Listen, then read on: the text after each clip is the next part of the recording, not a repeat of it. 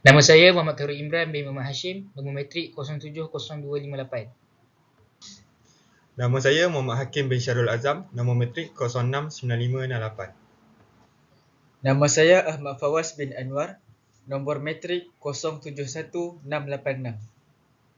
Assalamualaikum warahmatullahi wabarakatuh. Nama saya Muhammad Akmal Danish, nombor matriks 070181 dan saya daripada Diploma Pentadbiran Islam.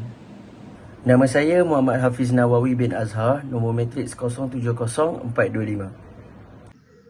InsyaAllah saya akan membentangkan tajuk Sijil Simpanan Premium BSN.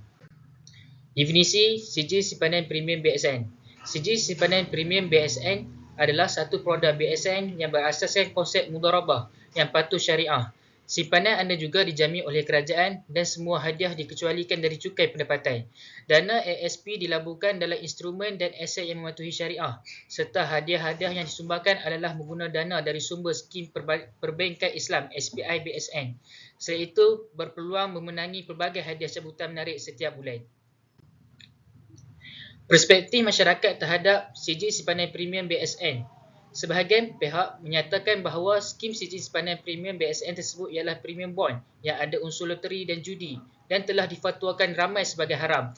Oleh itu, Muzakarah Jawatankuasa Fatwa Majlis Kebahasaan telah bersidang pada kali ke-98 pada 13 hingga 15 Februari 2012 telah membincangkan tajuk status terkini pematuhan syariah skim sijil simpanan premium BSN dan telah memutuskan bahawa pelaksanaan skim sijil simpanan premium BSN telah dikemaskini dengan menggunakan akad mudharabah, perkongsian untung dan dana ASP dilaburkan dalam instrumen dan aset yang mematuhi syariah. Hal ini demikian setelah mendengar taklimat penjelasan dari Bank Simpanan Nasional dan Muzakarah menepati dan bersepakat dengan perkara tersebut. Seterusnya, konsep syariah dalam SSP BSN.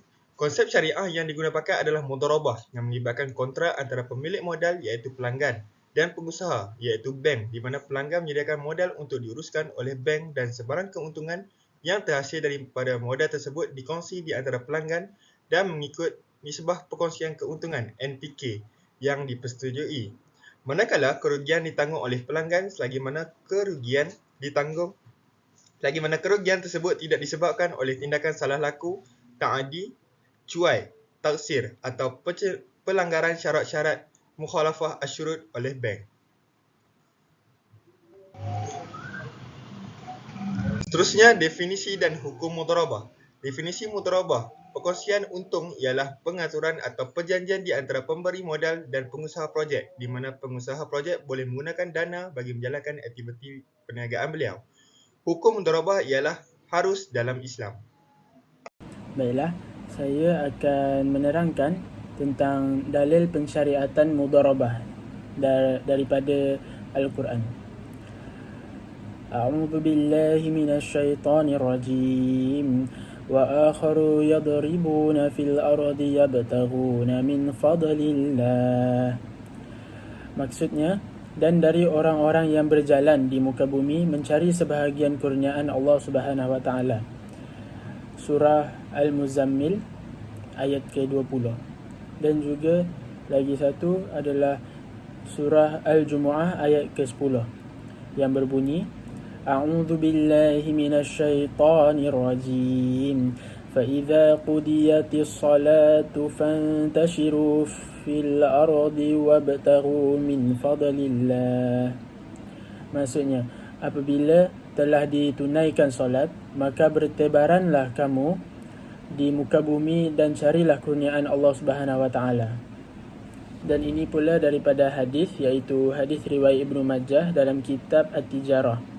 Maksudnya dari Saleh bin Suhaib radhiyallahu anhu bahawa Rasulullah sallallahu alaihi wasallam bersabda, 3 hal yang di dalamnya terdapat keberkatan: jual beli secara tangguh, muqaradah iaitu mudharabah, dan mencampur gandum dengan tepung untuk keperluan rumah, bukan untuk dijual. Baiklah, seterusnya saya akan menerangkan tentang rukun mudharabah.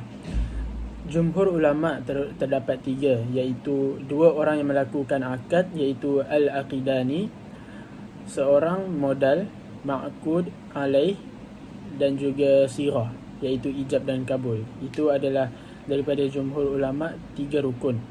Tetapi Untuk menurut ulama Asy-Syafi'i pula terdapat 6, iaitu yang lebih memerinci.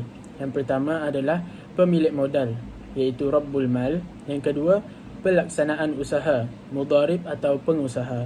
Yang ketiga, akad dari kedua belah pihak untuk mewujudkan ijab dan qabul.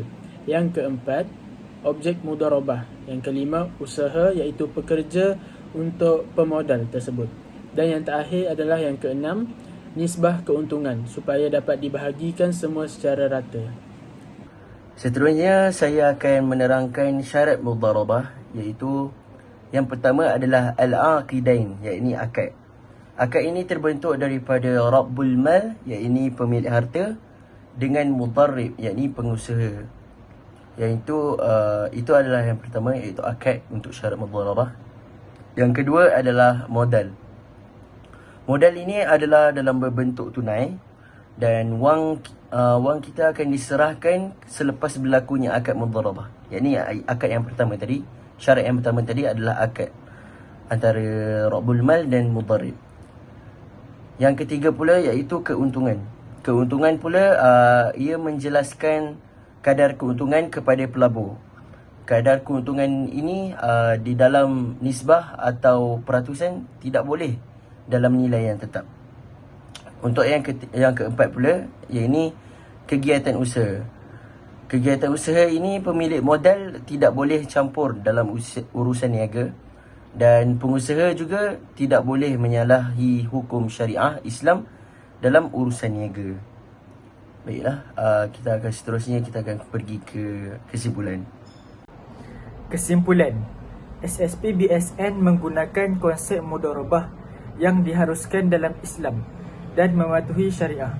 Selain itu, pihak kerajaan juga memberi jaminan yang tinggi kepada pelanggan bahawa simpanan dijamin selamat dan semua hadiah mendapat pengecualian cukai pendapatan. Para pelanggan berpeluang memenangi hadiah cabutan yang menarik setiap bulan. Pemilik modal yakni pelanggan dan pengusaha yakni bank berkongsi keuntungan mengikut nisbah perkongsian keuntungan yang telah dipersetujui antara dua pihak, manakala kerugian ditanggung oleh pelanggan selagi mana kerugian tersebut tidak menyebabkan ta'addi, taghsir dan mukhalafah al-syurut oleh bank.